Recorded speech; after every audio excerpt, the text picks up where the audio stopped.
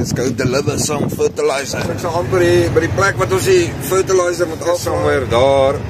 Kolletjie is baie winderig vandag, so ek sal niks hoor as ek nou moet buite praat nie, maar ek sal nog steeds vir julle wys wat ek doen met die tendertrok. So die trok kan fertilizer vat en dan hy augers wat die fertilizer dan in die sprayer gooi. So ek sal julle 'n bietjie wys. In a quarter mile, turn left. Turn left. Amper daar.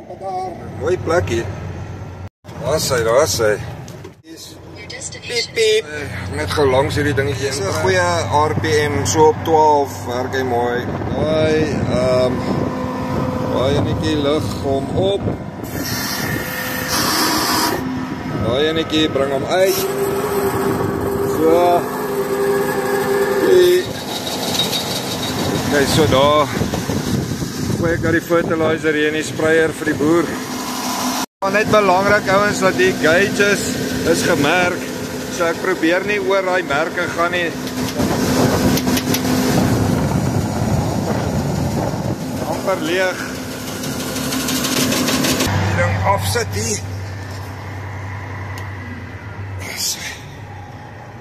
Net gou die boer se papiertjie van die delivery hier so sommer hier in sy trekker kry. Dan maak ek net seker my auger is weer terug. PTO is uit. Partykeer dan vergeet 'n mens goed aan of jy maak nie die bin se deure toe nie. En baie belangrik.